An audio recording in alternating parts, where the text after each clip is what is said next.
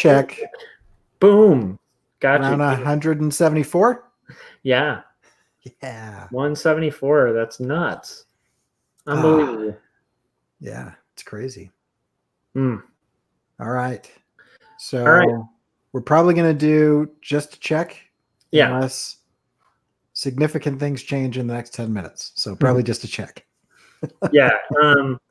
Corey and I have both had like extremely interesting, trying days, which prove why it's tough to do what we both do for a living. And so we're just we're trying to get all of our projects done and things like that. So, but we didn't want to skimp on the art check. I came really close, actually. I texted Corey and I was like, let's like skip the art check for today. And then I'm like, never mind, F it, let's do it. Because I think it's important. I think it's important to do, and I get value out of it, and it's a good habit. And it's like you skip a habit like that, it's easy to make it another day. It's easy to make it another day, and the next thing you know, we're doing like art checks once a year. So, right, like, gotta stick to it. But we're gonna do a short one. We got Salazar and Victor in the chats. Yeah. Welcome, guys. And yeah, should we dive into it? Was there anything there that I missed? Oh, Chris joined us. Hey, Chris, how you doing, man? No, yeah, I think we can jump in. All right, let's do it. Okay, so I have been working on. I've been working on this, and I got. I don't think this counts as airing it, so I'm just going to speed through a lot of what's going on here, and that's it. And I don't think I'm quite wrapped at this point, but I definitely am where I wanted to be. So I finished all of my I finished all of the stuff that I intended to do. I have all the scenes done. I am going to go back and fix the lighting on 2 scenes, and then it's on to music. So yeah, I'll talk about plans and stuff, but I was pushing pretty hard this week to make sure, because I went and basically I re-rendered every scene in this short in the last 9 days because I wanted to redo all the cameras in it, and then I wanted to animate several things better so that they landed there. I got some feedback that it was just kind of like speeding through the story. There was no pacing. And so I started treating it like a graphic novel, and I started like I actually storyboarded it as if I was like, what panel would I draw if this were a comic? Yeah. And it helped a lot. And so like you can see, like, I'll just play this one scene. Like you can see like right here. Originally this was all one continuous shot. Oh, the books. Yeah. Yeah, and so instead of doing that one continuous shot, I'm zooming in on things to like focus on like salient moments, and it just plays through significantly better. Anyway, so pretty happy with where it turned out, and that is what I got done in the last 48 hours. That is some mad progress. Let me pull up the share screen here. That's some mad progress, and I'm kind of excited to see like the progress, like the growth in that, because it's kind of interesting. Like the first cut was really impressive, but seeing it like with more selected, like a director's view, mm-hmm. I think like a director's cut of it, like where you're taking shots as if you were really filming it, like in scenes and stuff, and trying to like make certain scenes more poignant. It's cool to see, because I do think it has more hit to it. So I still haven't seen this last cut, so I'm very excited to check that out. I will do that immediately after we're done. We got a full chat. We got I know on the day that we decided to just do a quick one, we've got like 9 people that show up all at once. Well, let's throw it out there, because I think we're both Corey and I are both in a mood of probably being slightly fed up and kind of fired up. So if you guys have any topics you'd like us to kind of touch on, or if anything comes up, maybe we'll rant on something very briefly. I'm in a ranting mood. I could rant. Yeah, we could just rant. Maybe talk about responding to curveballs. Yeah. I don't know. Anyhow, so let's get into. Oh wait, did I? Oh yeah. What did you do? That's right. Okay, so I penciled the rest of that crowd scene. I'm definitely going to have to do a second pass of pencils when I finish the rough pencils on this page, as I thought, like especially on those characters in the foreground in the second panel.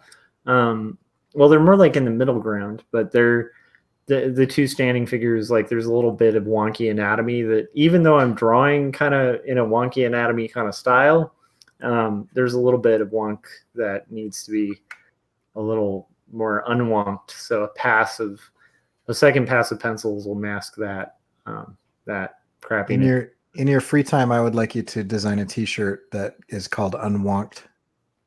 I like it. That would be good. I want that to be an official term now. Ooh, Salazar was saying perseverance maybe for a topic. That might be good. Okay. Okay, so what else? Oh yeah, so then I just managed to finish. Yeah, that's a really good point. Animation and crowds are a lot of work. So I'm gonna do well. Anyhow, so I managed to hit the mark I thought I would. I was kind of hoping to get further, but that's what I was able to get done. So not too bad. Yeah. And like I said, this is a good example of why it's good to have second passes of pencils, because even if you look at that character's left arm on the bottom, that will be fixed. Like it's way thinner than the one on the right. So than his right arm. So it'd be on your left. But yeah, I like that. Let the dewonkification process begin. Yeah, that's why it's nice to have like rough pencils and then tight pencils. So yeah. So that's what I got done though. So yeah. Yeah, it's looking good.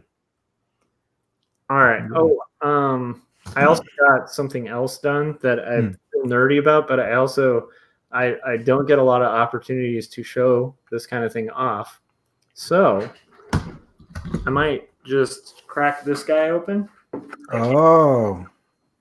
So you're going full screen for this. This is one of the finest guitars on the market. That is a Fender, like a legit Fender.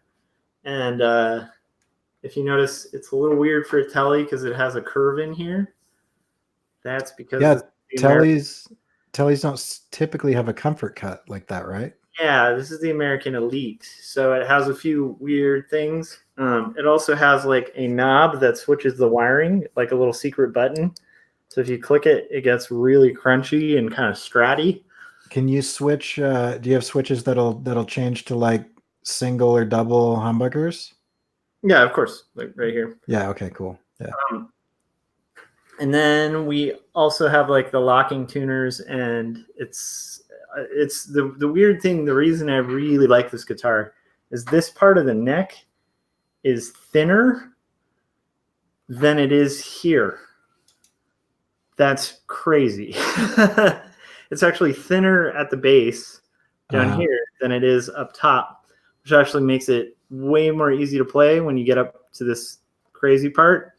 And also makes it super crazy, like hard to get. So anyhow, so yeah, and I got this for a ridiculously low price, to the point where when I finished the sale, I got a call from the salesperson afterwards, and I actually have found out since that one of the other salespeople who asked me how I got the price ended up using my price and my method to negotiate the same rate on the same guitar.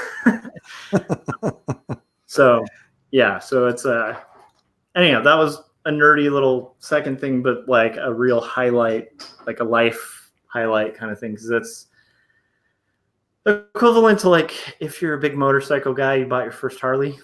Like it's kind of this moment. So yeah. Yeah, that's cool. And for those that don't know, that's made in Corona, California, right? Yep. And the people who crafted, a lot of them actually like worked with Leo Fender and still work there, crafting all the components. They're all crafted in California. So it's like there's different American strats you can get. There's the Arizona plant, which is a really good guitar, but the Corona plant is like the best Fenders you can get. So yeah, so I just leveled up pretty hardcore from like Squires, which are like they're like the subpar version for like intro players, but I played them forever because we've talked about it, but we both have had similar experiences of like scrounging in apartments and like living off of like ramen and like PB&J for like weeks and having those days where you're like, I literally may not eat tomorrow, And so because of that, I always feel immense guilt if I get something that's really high quality. And so I'm still kind of like wrestling with that now where I'm like, there's part of me that's like, look at what I got. And then there's another part that's like, I shouldn't show people this. That's just a big, ridiculous, rich thing, but it's exciting. So yeah, damn, that's it. Yeah. That's cool, man. That's awesome. Yeah. That's really cool. Yeah. I'm like holding back because I spent 6 years of my life in the music industry and the distribution side and the manufacturing side. So I've like launched guitar brands. We repped Fender and Taylor and Ibanez and anyway. So yeah, so there's all kinds of stories I want to tell, but this is an art check. So I'm excited for you and I think it's awesome. And I completely understand being hesitant sharing things that like you've gotten that it's perfectly acceptable for you to get, but it feels weird because it's taken decades to get to that point where you can get it. Well, that's another reason I kind of wanted to share it because I know, Corey, because you worked in that, you'd know the significance of me getting this guitar because you know what that means. If it's like a Corona, like American Fender, you know what that means. Right. It's like a lot of people who are non-guitarists are just like, so it's like, okay, cool. But yeah. Well, I'll tell you an interesting thing. Like if you're going to buy a guitar that's produced in China, which you can get good. You can get good ones. You have to figure out when the production run was during the year, because what happens in China is that they have one major holiday, Chinese New Year, right? And everyone in the factory leaves for what seems like some indeterminate amount of time that sometimes is 2 weeks and sometimes is a month and a half. I can say it seems like more and more lately it's going from like a month and a half to like 2 months, which it's like funny because I hear all these horror stories about working conditions in China, and yet I'm like, I want a month and a half off. Right. So they leave, and then oftentimes they've made so much money at the factory that they don't come back. Yeah. And so then the factory will hire an entirely new workforce. And so if you get a guitar that is made immediately after Chinese New Year, you are getting the guitars that they used to train all the incoming new workers that don't know what's going on. And if you're imagining that manufacturing is like what I imagined before I knew what it was, you're imagining like robotic arms doing things. And I thought that too before kind of working in an industry that uses manufacturing. You don't realize like how much of it's just people. Yeah. Yeah, it's mostly just people. Yeah. And they become incredible craftsmen, but you want to buy a guitar that was made just before the Chinese New Year, because that is the most trained and proficient that'll happen. So usually like your super low end Squires will be made right after the New Year, and then the mid range and then the better stuff. But you can get some of the low price stuff that's made at the end of that cycle, and then it's a better quality. Long rant about nothing, but yeah, I'm all about it. The cool thing if one is looking into guitars too, is like Squires now are made mostly in Indonesia. They're a little better quality than they used to be back in the day. Yeah. And then there's with Strats, like let's say you're or Tellys or whatever, if you're upgrading from a Squire to a Fender, it goes in rungs. A really good quality Fender, like any Fender brand, is usually better quality. The lowest quality is actually one of the highest. It depends on the guitar you're getting. But like in Japan, they make really amazing like Jaguars and Mustangs, like guitars that are in those old like 1970s like thrift shop style guitar, with the like 5 billion switches and pickups. Those are really made well in Japan. For Fender, like if you can't get American, you should always go Mexican, because most American Fenders are actually made by the same people who work in the Mexican plant. Like they actually work in the U.S. plant, and that's where like you're not going to see a great difference between like a good Mexican Fender and a good U.S. made Fender. The only time you see a mass difference, and this is the significance of this guitar, is when it's made in Corona, because that is Fender's best. And like every single one is like, yeah. Well, and the reason I told that initial story is because there is a significant difference in quality in the Corona factory, where you literally have people who have been there from the beginning and they have worked there their entire careers. Yeah. Versus, like a yearly turnover of people that are new to making guitars. Yeah. Yeah. So like basically the difference between like a fine luthier and kind of just somebody stepping in going, what is, well, okay, we'll figure this out, Yeah. So anyway, so there's all of your music manufacturing on the music art information. Yeah. We're switching it up. No longer talking about art. We will now be talking about production of guitars and ukuleles. If you ever want to talk ukuleles, I'm deep into that. I would like that as a topic for fun if we ever run out, because I am interested in the idea of it. Like I've never owned one. I'm imagining it might be simpler than a guitar to play. You have 4 fingers and there are 4 strings, and I can't play any instrument, but I can play the ukulele. I'm excited. Significantly. It's if you fretted a guitar at the 5th fret, mm-hmm. And then drop 2 strings, it's all the chords are basically the same at that thing. So it translates over, though the names are different because it's a shorter neck. Anyway, right. Just get a zebra wood Ohana and it'll sound amazing and be super cheap. And yeah. So okay, we should get back to the topic at hand. Topic. All right. So challenges. Main challenge for me is I got some collaborators. They are awesome, and they're helping me with sound design, Foley, and composing some music.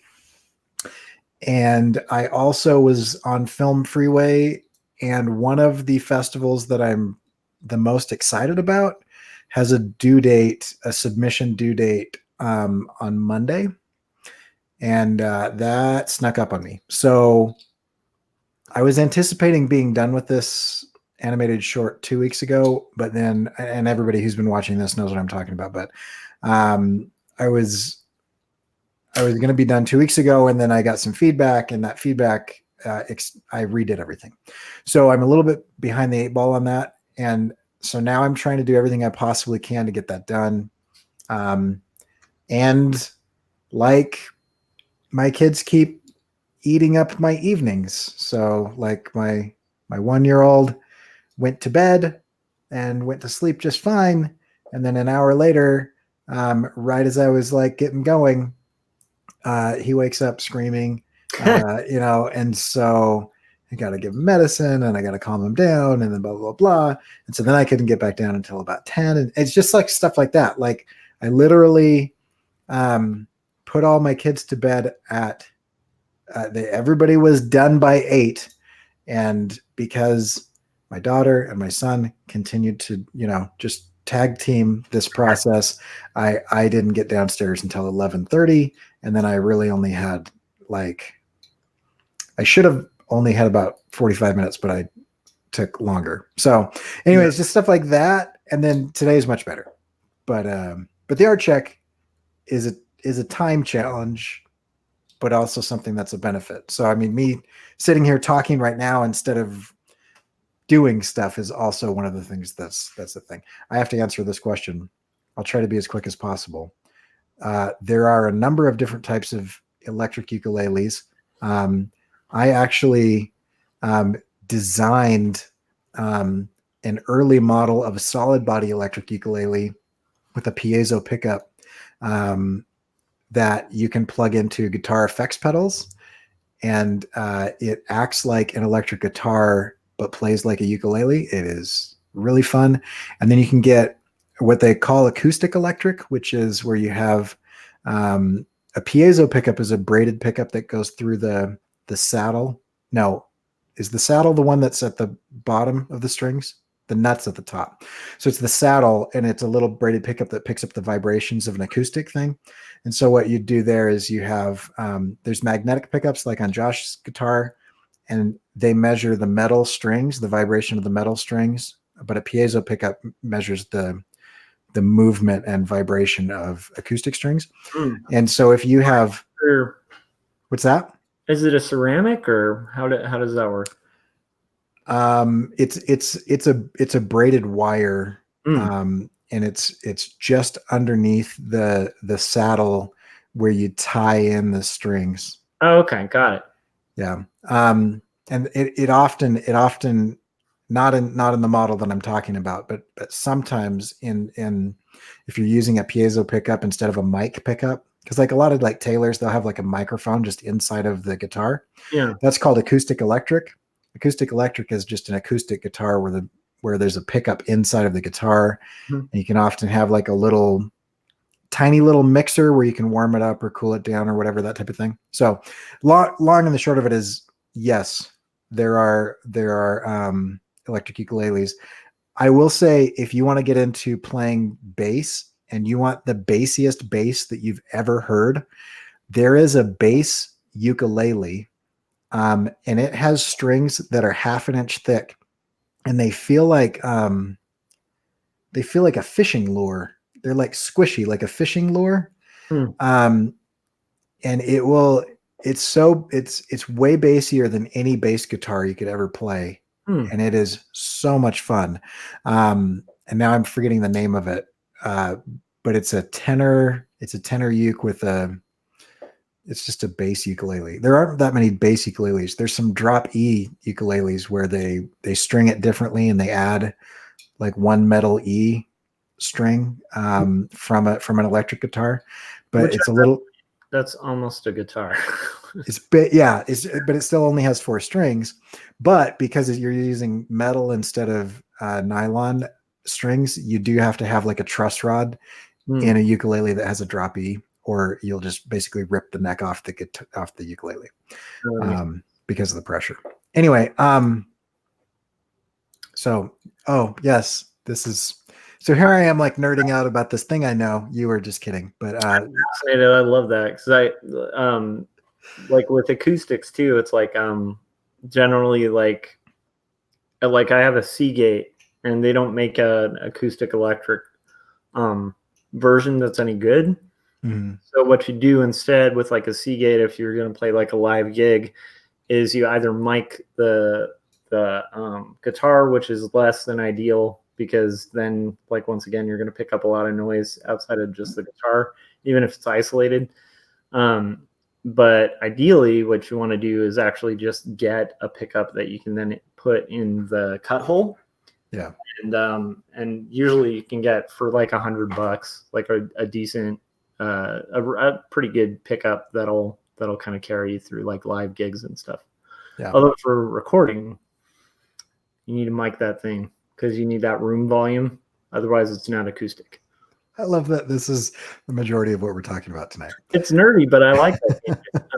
Well, I'm also totally down because, like I said, I'm in guitar nerd world right now. So, yeah. If you're looking at getting like one of the best quality bang for your buck acoustic guitars, get a Teton guitar. That's a brand that I was on the team that helped bring it in, and then I left, and they have really taken off. But because we sourced and made them, they're like, if you add a zero to the price, that's how much like the equivalent quality like Taylor would be. So they're like a tenth the price of like a Taylor of the same quality, and they have like a floating bridge, nice, suspension system underneath the thing. And so like with acoustic guitars, the top wood is what gives you the tone and the volume and stuff like that. And that's why like the sides and the back can often just be like ply, like a ply or a veneer with like a cheaper wood on the inside, but the top wood should be like a solid if you want really good. So you can get like a solid cedar top, acoustic electric for hundreds rather than thousands. Yeah. And then the idea is that you want that top to vibrate as much as possible, but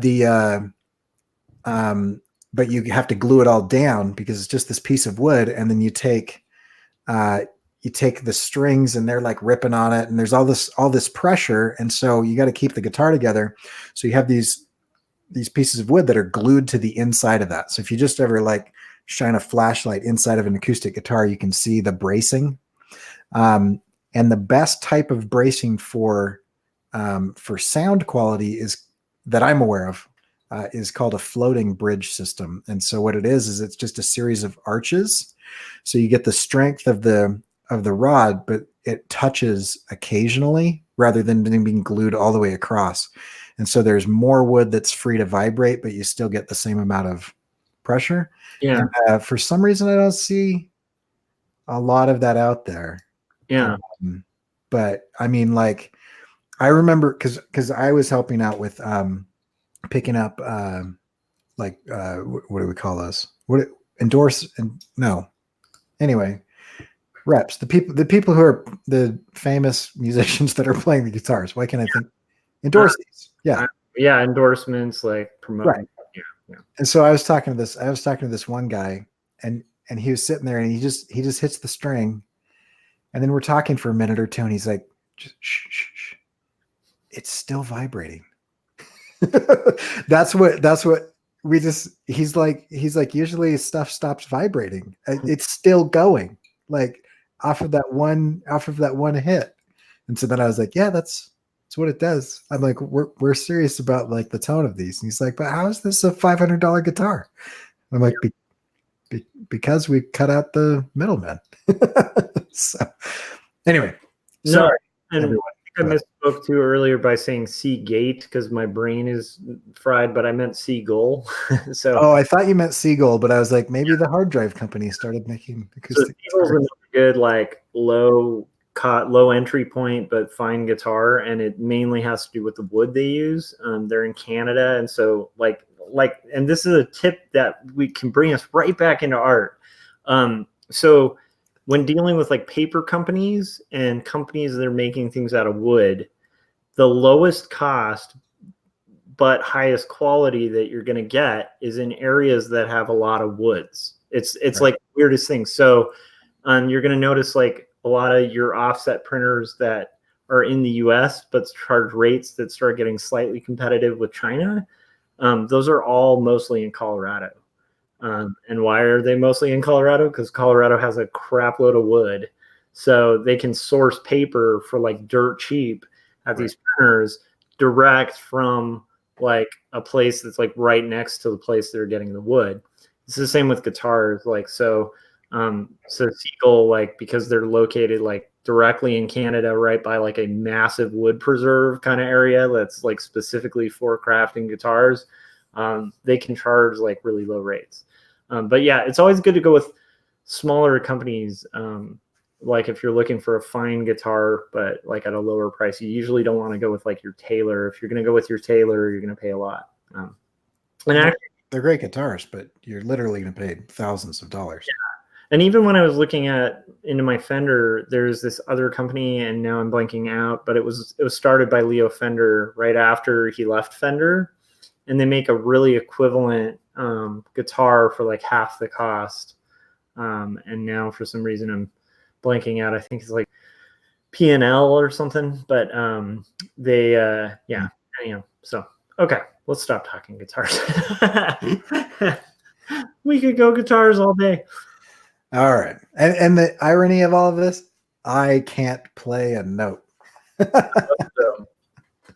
So anyway, but I can talk about them a lot because I marketed them for 6 years. No, I think that like one of the cool things about working in an industry where you're dealing with like manufacturing and stuff like that is you pick up so much weird, awesome kind of insider information on how these things are made. And like Corey was describing before, like even just seeing the process of manufacturing, I think most people would be surprised because most people imagine like machines doing everything. And that is really that's a big shock. And it's actually, if you guys are ever curious, because we have YouTube, like, right? Like look up the process of something being made in a factory and you'll be surprised how often it's a human being doing what you thought a robot was doing. Yeah. Which is kind of interesting. Yeah. Anyhow. So, did you do challenges? I can't remember. No, so my big challenge is just work and life. So it's getting hectic. We're in rush season. Things are getting busy. And then also just trying to juggle and be like a good dad and, present and stuff like that. It's just, just the time thing, trying to find time. And yeah. So that's a main thing. But one thing I'm really thankful for, that ties into part of our check that we haven't done. So, and we can do it very briefly, but it's like one of the things I'm thankful for with the challenges is that I have like built this routine of exercise, and that has massively reduced my stress levels. It's also like reduced like pain that I get, especially during like crunch time. And it's greatly helped like just have a little more endurance, like with like being able to like pull a little bit longer time working on art or like spending time with family and stuff like that. So that is one thing I'm super thankful for, and I've been consistent with it. So haven't missed a day yet. Cool. Yeah. I have been I've been very consistent except for one day on my intermittent fasting, and I'm down a little bit more, not a ton, but there was one day where I just didn't get enough calories during that time that I should. And so I needed to eat later because I was dying just a couple hours after I stopped eating this. So that wasn't going to work for 20 hours. But I strained my left hand tonight doing pull-ups. And so I've switched to, I did about 4, and I felt like that little tug on a tendon, like just before you get injured. And so I've switched to push-ups, and I'll probably just do push-ups for foreseeable future until I get that little twinge out of my hand, because it's not worth shredding my arm. So, but it was a good switch, and I've got those perfect push-ups that rotate, so it destabilizes you as you do it. So I like those. And it's quicker because I can only do about 15 rather than like 40 of the normal. So anyway. It's good. Yeah. So plans for me. Abe asked, did you get more work done on the animation I posted? I did. It's right here. And so my plans are these red sections here. Have a little bit of tweaks, and then this, I like this lighting, but then I cut to this and it's too dark. And so this is one of the scenes that I need to, right there, I need to wrap that up. and then I need to do the credits, and then I need to finish up the sound and the music. So, and I've got some people helping with the Foley and the music, which hopefully will allow me to jump to. Hopefully that'll allow me to jump to. What was I talking about? The freelance work that I've got. I've got some clients that got back to me on an animation, and so I need to wrap. I need to wrap this so I can hit that deadline, but I also need to wrap this so that I can spend a few evenings really tightening up some storyboards. So I've got to get those storyboards done and approved so that I can move on to the next stage, and that'll put me about halfway through that project. So sweet, yeah, pretty good. So how about you? So I need to finish that last panel. So let me show this, but I love that. Have you thought about using the blood of your enemies as a healing lotion for your arm? I might get fired. Many of my enemies are minor annoyances I get from students. But they're not really enemies because I like them the next day. It's just sometimes I'm just like, why do you do and say stupid things? I don't have any real enemies. Yeah. So my main goal is just to finish the rough pencils for that last panel. By the next time we art check, because it's Monday, right? I'd like to have like tight pencils for the first at least done, and then I also have freelance. I finished. I did revisions on a design that got approved, and so now it's on to the next design for this client. It's kind of fun. It's like a pop art kind of style, which is fairly quick. Like it's a portrait too, so I like portraits. They're quick because I think most illustrators like spend a lot of time just drawing faces. Unless you're me, and then you're like, I don't know how to draw faces well, so everything I do in this animation is going to be an insect. Yeah. Those are great insect faces. And I love I still can't get over those little curly hands. They're curly hands. And then the expression you get from them, like a lot of the, I think, emotion of that character really is expressed through those little curly hands and what he did with them. And I really like that.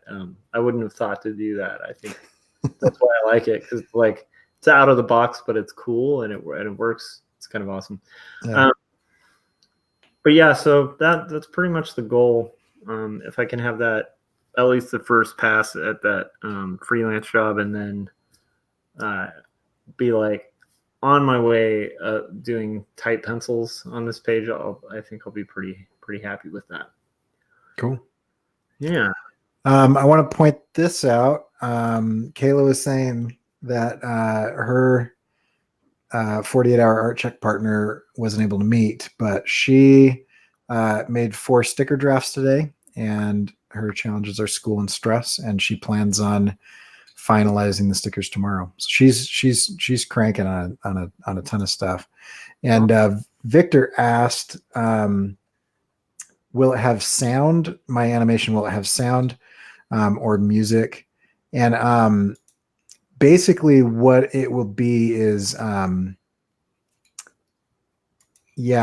still trying to dial in the sound, but I've got a student who's pretty awesome. If you guys look up DJ Yonder on YouTube, he's done some freestyle raps and animations on Fortnite and Minecraft. Anyway, he's pretty cool. But let's see, he's gonna help me with that. So there'll be some of that, and then I got a buddy who's gonna do like the Foley sound. And so like it's called Put Your Heart Into It. And so at one point in time, he reaches into his chest and pulls his heart out. So I'm gonna like get like wet celery, and like we're gonna twist it so you hear like ribs breaking next to the microphone, and then I'm gonna punch a watermelon so you get kind of that squishy breaking sound that's like wet. And so I'm hoping that it's like a real visceral soundtrack. And then we're still kind of floating around on music, but I I started with this style of music called chap hop, which is hip hop mixed with steampunk Victorian British dudes. And so it's basically like it's basically sampling early 20s jazz and big band music and mixing it with hip hop beats and ukulele and then rapping over the top of it. And so that was kind of the inspiration for it. And now we're kind of playing with different things. But I want to make sure I'm on the right side of copyright because that's really important to me. And the problem is that anything that's in the public domain is pre 1924, but before, I mean, recording devices weren't around then. And so the composition of a lot of the music that I could use would need to be performed. And then once it's recorded, it becomes a new work that's copyrighted because it's a copyrighted version of a public domain work. So then I would have to license that. And so we are going through the process of a little bit of writing our own, a little bit of performing our own, a little bit of Kevin MacLeod, who is a saint and has a few thousand royalty-free tracks that he has released into the public. And if you want to use them for commercial stuff, they're like 20 pounds sterling, which is about like $35. And they're very high quality. So that was a longer answer than I'm sure you're looking for, but that's my plan for the music. It'll be fully sound. There's going to be the characters are going to speak, but you won't really be able to understand what they're talking about. So if you imagine like really early Popeye cartoons where you kind of catch a phrase every once in a while, he's mumbling to himself a lot. Yeah, so you'll kind of get like tone and the occasional word or phrase, but you're not going to get like anything. So like Charlie Brown parents, basically. It's like wah, wah, wah, wah. So Charlie, yeah, that's distorted voice, but I'm talking like actually mumbling where you hear words, and they're articulated, but they're kind of under his breath. Mm-hmm. So it'll be more like, oh man, we're really kind of broke and I need some money. You know, and you kind of catch like broke and money, but it's all kind of like super low key and it's not intended to be delivered as like a line that anybody hears. I like it. So, and we'll see if I can get that done by Saturday night. That's a lot. Yeah. So I don't know, but yeah. So anyway, check out Mr. B, the Gentleman Rhymer. It's kind of gets repetitive pretty quickly, but it's funny. Spend an hour and then you'll be sick of it. But for the first 45 minutes, it's awesome. I like it. Yeah. So. Sweet. So, do we want to touch on a topic? I mean, we did go pretty long on guitars. Yeah. Do you want to, are you still in a ranting mood? Do you want to rant for 15 minutes or something? Sounds good. Okay. What was that topic somebody brought up? Somebody at the very beginning mentioned perseverance. That was Frank. I wouldn't mind also talking about integrity, just doing what you say you're going to do, or yeah, I don't know. I'm down for whatever. Integrity works. Let's roll with that and see where you kick it off with. Okay, so I'm going to be speaking generally. If any of my students take this personally, I'm not talking about you. I'm talking in general terms. I've been teaching now for close to 6 years at the university level, and I've noticed some patterns that are kind of frustrating, that will not serve people well in the industry. And if you have some of these patterns, I think it's normal. I think it's natural human behavior to do these things, but it doesn't function well in an office. It doesn't function well in a business environment. It doesn't function well, whatever. So here's the thing. Businesses are risk adverse, and businesses need to, businesses need to do things that are more sure bets. I mean, everything is a risk, but you're calculating risk. And so let's say that, for example, I see a student that procrastinates until the last second. And then at the last second, they kind of phone something in or whatever. And I know they could do better because I've seen them do better when they're interested. But then when they find it to be drudgery or it's not something that they're excited about, but it's still something that needs to get done and something that's important, and they phone it in, a year later, that student comes to me and says, "Hey, I'm applying for a job. Can I get a letter of recommendation?" I have an ethical problem there because I don't know that I can really recommend that somebody hire that student. Yeah. Because if I do that, it could cost that business money, which becomes a huge problem because at work, there's going to be some stuff that you don't like doing and you're going to do it. And if you don't do it, then they're going to fire you. And here's the problem. If they fire you, that's not like a pleasant, experience. It's also very expensive because hiring and training is really expensive. And so once you get somebody up to speed, that costs a lot of money and a lot of manpower, and it interrupts a process. Yeah. And so I just don't know that a lot of people starting out really recognize how much people are aware of things. I still know certain people that ghosted me on group projects when I was in college, like almost 20 years ago now. And when they want to do professional things now, I'm still like, I don't really want to with you because I don't want to get burned. I've been burned, right? But like Josh, other people that I'm like working with and that I if Josh wants to collaborate on something, which we've done a number of times, like I know that when he says he's going to do something, he's going to do it. And I don't have to worry about it. I don't have to babysit Josh. I don't have to check in on Josh. Now, there might be some things where we need to communicate because we misunderstood or I miscalculated how long something would take me. So I need to give Josh a heads up or whatever, but that's all professional communication. But at no point in time, with professionals that you can trust, are they going to be like, just stop responding to emails, like all of a sudden you just can't get a hold of them, or they just get really busy and they give you some like super lame excuse when you've made giant sacrifices to meet certain deadlines or whatever. So I think a lot of people miss out on the value of integrity. And when I say the value of it, I think there's a higher value than money.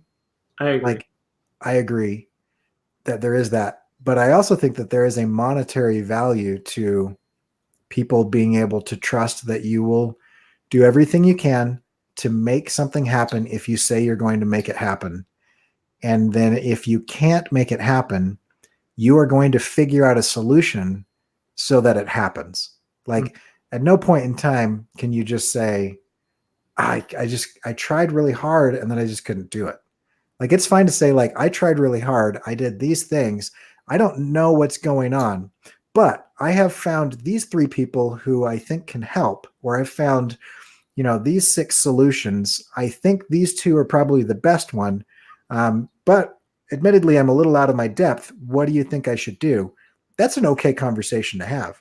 Yeah. What isn't an okay conversation to have is just like, it was really hard. I couldn't figure it out. Or, like I got busy or whatever. And it's like, I'm still confused that that's something that people are willing to say out loud. Yeah. Like, did you sleep last night? Did you play video games? I'm sure you did things that took time. Yeah. And still were okay with showing up when you were expected to do something and you don't have it. Yeah. And you're like fine with that shame, like that doesn't like eat at you because I can't sit with that. Yeah. That's not, I don't know if it's how I'm raised or what I've become as a gristled veteran of the of the industry or what. I'm not sure what it is, but I don't know. And I don't know. And my biggest thing is I don't know how to teach it. And so when that when that occurs, I am more often than not rendered speechless and kind of dumbfounded at the audacity of somebody who's willing to just completely flake out on something. Yeah. And so here's one thing that you're going to notice about people who've been in the industry for a while who have integrity. If you make a big ask of somebody in the industry with integrity, you're going to notice that they're usually not quick to go, yeah, let's make that happen. Right. They usually have a ton of questions, Yeah. a lot of questions, because they need logistics. Like they need to actually figure out if this is possible. And then they're going to give you a framework, but they might also give you things they need from you, like very quickly. And so the reason for that is because a professional, in my opinion, like part of being a professional, and I know we talked about it earlier, that's kind of a loaded word, but at least what I associate with professional is like a professional is going to back plan. And not just that, they're also going to know how to set expectations. Because if you promise the moon and you give people like, I don't know, we got into the atmosphere, but we didn't get the moon, that's not going to please anyone. Whereas if you promise people, hey, we might be able to break the atmosphere, make that happen, and then make it happen and you get to the moon, people are really, really stoked. So like I would say, like, especially you can usually tell like a young, new, energetic, crazy designer who's fresh in, where they will promise the moon and fall short. And that's pretty normal for like an entry level designer. Or promise the moon and then like hurt themselves trying to get that done. Yeah. Because that's the other flip side of that is if you commit to something you don't completely understand and then you do have integrity, often the result of that is you like working in an unhealthy way.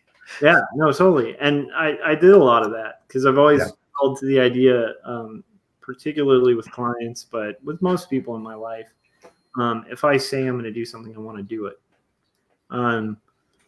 But the thing that I find really valuable is just the idea of like never agree to something you're not sure you can do. Yeah. And if you're not sure you can do it, be clear about that. Be like, let me look into it. Let me see if this is something I can do. I think it's possible. And if somebody demands an answer immediately and they won't accept, let me get back to you, within a reasonable time frame. They're like, no, I need you to know now, or you in or out. Just be out. Yeah. That's never a good situation. Yeah. Yeah. No, because it's like a high pressure sale. And like, usually when a car dealer is trying to close a sale and they're trying to like really pressure you, there's some wiggle room in that they just don't want you to see. Yeah. So I think, anyhow, my point is just like, it's good to stay true to your word, but it's also good to make sure that your word is something that you can reasonably accomplish. Yeah. And that doesn't mean don't be ambitious, but it just means like set the expectation for your client. If you think it's going to take, if you work your butt off and you think it's going to take a day and a half to deliver, tell them 2 days. Because that's going to allow you a little bit of like that extra half a day. Tell them 3 days, right? And then if you get it to them in a day and a half, you're a rock star and you set the expectation and you beat it. Whereas if you say a day and a half and you meet the expectation, it's not all that impressive because you just met exactly what you said you would do, which is good. But my point is it's actually better to set a reasonable expectation that if you can exceed, then you exceed, but at least give the expectation that's baseline, like, and realize that's your baseline. Like if you don't beat that, you're kind of like, you're doing your job. If you beat it, then great, you did more than your job. If you don't make it, you haven't completed or done your job. And that's where, you get into problem territories. The other thing you'll also notice with people with integrity is if things come up with somebody who has integrity that literally make it impossible for them to get it accomplished. They come with solutions. So that's one thing that Corey was mentioning before, like potential solutions, not complaints, not just going like, oh, this couldn't. It's like, here's some other solutions, or here's another approach that we could do that might achieve the same effect, that might be more feasible, but at least it'll get us closer to the ballpark that we're trying to get in. But another point behind that is just the idea that if you can't meet your deadline, you're going to communicate very quickly and very frequently about it throughout the process. Like a lot of following up, a lot of telling what's going on, informing people of the process. I can say as an art director, I'm amazed how rare it is to have an illustrator who gives you status updates. And that is shocking to me. Like, because I've done that for my clients for like forever. Because I just empathize with their situation where I'm like, look, they're probably, in board meetings and stuff like that. And they have to say the status. I want to beat them to it. So they know every step of the way where we're at. And so there's no surprises. And that ties into what Corey was talking about. That's mitigating the risk, right? Because, lack of feedback creates a very great sense of risk, right? Imagine, I don't know. I mean, think about like not being able to track your order. Like I ordered this guitar, and if I hadn't been able to have that UPS tracking, I would feel anxiety because I'd be like, this thing's in the mail. When's it coming? Where is it? Well, right? Yeah. And here's the thing along those lines that I talk to my students a lot about, because I'm trying to teach them to be that illustrator or that designer or that photographer who does, without being asked, like communicate progress. Is I say, hey, listen, there's two situations where an art director or a client or your employer is going to check in on your project. The most common one is they've already begun to worry and freak out a little bit. The most common one is they realize, and I've done this a lot, I don't know what's going on with that project. Like that realization is sometimes terrifying, because somebody above them could come to them and say, hey, what's going on with this? Or whatever. Like I've worked in situations where the CFO would come to me and say, the chief financial officer, the main person in charge of the money, would come to me and say, I noticed that so-and-so has clocked a lot of hours towards this project, and it seems like it's more than we normally do in a project of that size. What's the status of that? And if I don't know, in that conversation that wasn't in a meeting, that happened because we bumped into each other in the hallway as we were walking to different parts of the building, that's not great. And that's not good. That's not good for me. And what's not good for me as the manager of my team is not good for my team. And so when I would have those moments throughout the day, that's when I would be like, hey, what's going on with this? And I'm already a little unnerved that I've had to ask. That's the fact that I had to like get you to tell me this, rather than you thinking like, I've met a milestone or I've hit a bump in the road, I should tell my art director, and it's not like I wanted, updates every 15 minutes. Like, hey, I just made another layer, just, letting you know that I put down 3 more anchor points. But like, there's a feel for it where you're just like, hey, just letting you know, I anticipated that this would take this long. It looks like I'm going to hit that. Just thought you should know. That's it, or a little, there's got to be a little messaging app or an email occasionally just saying, hey, a little update on what happened today, or here's what I got done this morning. Here's my plan for the afternoon.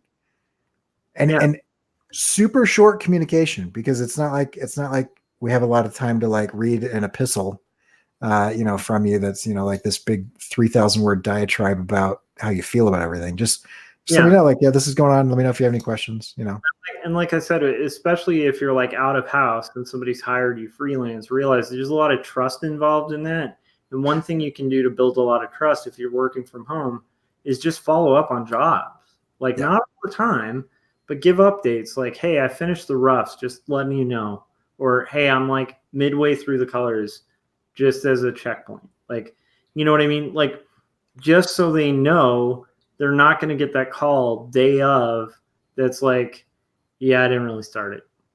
Right. Because that's where you end up in like major problem territory, and you've lost at least the semblance of integrity to the person you're working with. And that's kind of the key, is like, if you're not going to hit a deadline and you have integrity, if you're not going to be able to accomplish something that you thought you could, most of the time there's not a ton of harm in just going, yeah, that thing, it's not going to happen like I thought it would. Here's why.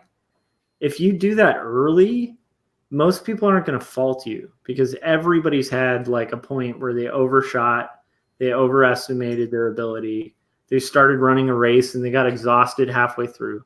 Everybody's had that moment. So people are usually very sympathetic if they find out early. If you find out day of, deadline day, that's like a real, that is one of those repeat and you're gone kind of things. It's just like, it's not a good position to put somebody in, because like, you know, once again, everyone you're working for answers to someone, you know, even the owner of businesses answers to their customers or to their board. And so it's like, you know, just keep that in mind. Like, you want to keep those people feeling less anxiety about the people they answer to. Mm-hmm. And realize, like, you're not the only one. You don't just answer to, like, let's say you're hired for an editorial. You don't just answer to that art director. You answer to that art director, who then answers to the senior editorial staff. Right. And the senior editorial staff answers to other people. And each person needs status updates. They need to know where things are. They need to know early so that they can plan and make it work and clean it up if they have to. Yeah. So yeah, I like that. Be a problem solver, not a maker. Yeah. If you think about it this way, this is a really good way to think about it. You want your name mentioned in the C-suite. Okay. The C-suite is like all the people that like sign the checks and make all the decisions, right? It's the executive level. It's like the CEO, the CFO, the CMO, like all the chief whatever officers. And when your name comes up in the C-suite, which probably shouldn't be often, but you do want it to come up so that they know who you are. You want it to always be good. You never want it to be like, man, Corey really dropped the ball again. You know, sometimes he nails it, and sometimes he doesn't. Yeah. You know, or you never want it to be like, he crapped the bed again on this one, and so I'm gonna have to worry about that. You know, I'm gonna have to mitigate that situation. You always want it to be like when somebody asks, you know, your direct report, like, hey, how's this project going? Oh, Corey's on it, and everybody in the room goes, oh, great, good. We don't need to worry about that then. Yeah. You know, or whatever. That's what you want, is for everyone in the C-suite to understand. Great, wonderful. That's going to get done and get done well. Then, good. Yeah. And the other thing is, executives like bragging. Like, you know, I've been behind a lot of those closed door meetings, and there's nothing that an executive likes more than saying, like, hey, this employee on my staff, like, they did this and they do this really well. And there's 2 points to that. It's selfish, right, to do that, because you're like, hey, I'm mentoring this person. Like, I'm facilitating this thing happening. I hired them instead of other people. Like, look at the good decisions I'm making. Yeah. I mean, it's great. But it also really serves that employee, because, like, once again, if there's ever openings, if there's ever movement, if there's ever anything like that, that's the name that they're going to associate positively. Yeah. But I will say, it's better to never be mentioned than to be negatively mentioned in those meetings. That's true. Yeah, that's true. And I will say, good managers, when they are praised for things that the team did, they'll shift it. Will begin mentioning names of their team members. 100%. Because I remember feeling very uncomfortable getting credit for things that my team did. Mm-hmm. So, because there's 2 types. There's managers and there's there's kind of managers that like try to like hog all the glory, right, and take all the credit for everything, and then push the blame off everybody else. And then there's those that when something goes wrong, they say, "Yep, my team did this. I will fix it. I will make this happen. Right? We're gonna fix it this way." They don't name names unless they absolutely have to. But when things go well, they say, "John did great on this. He really buckled down. It was challenging for the following reasons. Bill jumped in and Susie jumped in, and as a team, I'm really proud of them. They did wonderful. Uh-huh. You know, and so if you're around those type of people, that's a good place to be. Yeah, because and they want you to do better. And anybody who's trying to, I've worked for both types, and anybody who tries to use your political capital for their benefit is a problem, because they will chew you up and spend you, and then you will be done. And anybody who tries to give you as much political capital as possible, they actually understand how political capital works, because if you have a team full of all-stars that are doing great and they work well together, you're the leader of that team. Yeah. It's not like coaches, have a crappy team and everybody's like, he's a great coach. It's the coaches who lead the great teams full of great players, where they're like, that guy's a good coach. Agreed. So yeah. Anyway, we're kind of switching topics now, and we're over an hour, but that was just on my mind. I've just seen in the last couple semesters some interesting patterns. I don't want to say it's generational, because I don't think it is. I think it's just early 20s. You've just left your house, and it's a good time to just evaluate, like, how would you like to be perceived in your career? Yeah, and also just to realize, like, your career starts now. It doesn't. Mm-hmm. This is something I feel really fortunate that I got in school. And because of that, I started as a professional freelance illustrator and kind of continued that into a full-time career doing freelance illustration, and not like the guy who's like, I'm a full-time freelancer. And then you talk to them and it's like they got a loaded wife who's paying everything, and they get a job a year or something. Not in that scenario. No, like in a full, like just full capacity, like having to pay a lot of taxes, but making like literally breadwinning with freelance. That started in school, when I was in school. And so if I had some kind of semblance of, like, first off, that started also because I knew a teacher who I worked my butt off in their class. They needed me to ghost for them on a couple projects. I did it. It was paid work, but it was like they just saw how I worked in the class, and they were like, I got these, comic pages I need colored, and I don't have enough time. Can you ghost? I have a coloring book that I need to do blue lines for. Here's the character designs. I don't have time. Can you do it? And I pulled all-nighters and I delivered. And because of that, that person gave me a client. And I got clients from school. I got contacts from school, and I got, a lot of good regard from my teachers in school, so that when I needed recommendations and stuff, they came flooding.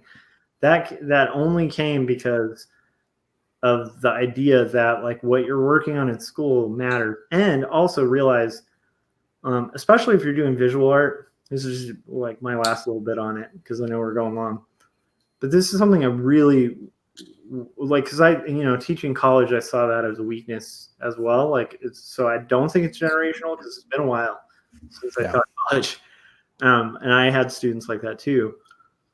I wish more students realized that, like, what you're building in class today is either a portfolio piece or it's a piece of crap piece that's going to look like every other student, and you're going to have to wade through multiple interviews with art directors who are going to breeze through the same 4 projects and be like, it's just the same 4 projects. You know what I mean? The extra bit you put in, like, if you're building creative work, if you're building work that has heart, if you're taking like a project that's mediocre and going above and beyond on it, then you are the one who gets the reward for that. You get the piece of art that goes in your portfolio that's going to get you work. And if you're not doing that in school, you're literally wasting money. You're paying someone to placate you, and that's like, if you want to pay someone to placate you, just walk down the street and just say, like, tell somebody, like, here's $1,000, like, tell me I'm a great artist. And I think that's what a lot of people unfortunately go to college for, but they're, forking out like thousands and thousands of dollars to feed their ego. And it's like, if you want to feed your ego, I'll write it on a piece of paper, BFA illustration, boom, there you go. Good job. Yeah. But if you want the portfolio and you want the building and the stuff, you got to work, and you got to realize, like, the work starts now, like professionalism starts now. Like, it doesn't mean you can't have fun. It doesn't mean you can't, like, party. It doesn't mean you can't have friends. In fact, that's really important. That's probably one of the underplayed important things in a college, is those connections you're building with other students. But when you're out of college, that's the stuff you have to answer for, is like your portfolio. And if you didn't get it in college, you're going to have to spend years hustling, most likely working like really bad jobs, trying to find windows of time to, like, build that portfolio that you didn't build in school when you had all the time in the world. And if you think you don't have time in school, I swear, like, any art student who graduated with a group knows, like, I got so many phone calls from friends who were highly talented and just it took them years after school to get freelance work. And those were the best students. So I'm just saying, like, if you're not kind of conducting yourself with integrity in school, then you are really setting yourself a bad path for, like, the future. And that doesn't have to be a bad thing. Like, I can see somebody being, like, really disheartened from it, but just realize, like, no, that's actually a good thing. It means you're in control of your life, and you're in control of your destiny, and you're in control of, like, the quality of work you're going to get. So even if you have a crappy teacher, that's another thing to realize in school. Let's say you have the worst teacher, still make good art in that class. Yeah. Because if you don't end up with good art, or you just do the bare minimum, that's the portfolio you get. So there you go. Yeah. And I want to end with this. There are some people that actually don't have time, but they are very few and far between. Mm-hmm. Most college students have way more time than they think, but it is way different than a lot of the situations that they've been in prior to college. Mm-hmm. And it is very hard to learn how to manage that time. And that's a good thing to do. I mean, you've got 3 to 5 different classes. Some of them are completely unrelated to the things that you're proficient at or interested in.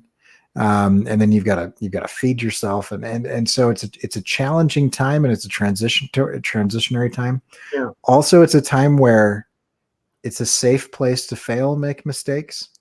That's kind of what I want to end with, is like, if at some point in time, whether you're 39 or 22 or 18 or 15 or 65, you hear something like this or something else, and you think, oh, I've already blown a deadline, so that's over now. Now I can never have integrity or whatever. Like, you can literally just say, like, from today, I'm going to do what I can to be good at that thing. I've decided that today that's important to me. And so, because there are a lot of stupid business decisions that I've made, and there are dumb things that I've done, and I see certain personalities, and sometimes in younger versions of myself, where you make that mistake, and you think, well, that's it for the rest of eternity. I'm on this track of being a person who made this mistake, and everybody is imperfect, and everybody makes mistakes. And those of us with imposter syndrome need to remember that you're not the only one that's screwing things up. But having said that, your history doesn't define you from what you're going to do today on. Mm-hmm. And so don't because I think if I was 19 and I was listening to this art check, and I had just blown a deadline on something, I probably would be like, well, I guess I should change careers and be an accountant because Yeah, this isn't going to work. and to put that in perspective too, like I did start in school, but realized like my first 2 years out of high school, I like took like 2 classes at a JC, and then I dropped out because I wanted to play live music, and I just played gigs and worked at like an AM PM. Right. Like, so I think that was actually really good. I wouldn't even do it different because that's what I needed to do at that time. But I did have to learn through that the hard way that I really did want to go to college. So it's Mhm. like it's a give and take. It's like, but it's definitely one of those things of like, yeah, everybody makes mistakes, and mistakes shouldn't define your future. And like once again, a bad move today doesn't. It's life's a very long game. It's a big game board. One false move on it doesn't mean you're not gonna kind of advance and like and get what you need. Yeah. It's a lot less permanent than it feels in school. Right. The stuff that is permanent doesn't feel permanent. The stuff that isn't permanent feels super permanent. So Urgent and important stuff. It always feels the opposite of what it should. agreed. But, all right. So if you want to check out Josh's stuff, hit up joshuakemble.com. And while you're there, check out Quarterly Stories, which he will wrap soon. He is mere pages away from finishing this 5-year epic comic that he's been working on. And if you want to check out my stuff, you can go to CoreyKerr.com. And soon I will have an animation section, probably after I take a nap and finish the 2 animations that I'm working on concurrently right now. But I do have illustrations and inks and stuff up. So, and if you would like to stream like we're streaming, go to CoreyKerr.com/48HR and you will see a affiliate link at the top for StreamYard. And if you use their free service by clicking on that link, that is awesome. That's a great thing. It's really cool. It's free and it does everything that we're doing, except it just has a big ugly duck in the right-hand corner. And if at some point in time you pay for it, then they kick us a little bit. I think they give us like a free month or something. So either way, be awesome. Go make stuff. Mm-hmm. Relax a little bit, but make sure you hit your deadlines. Yeah. That went well. It did.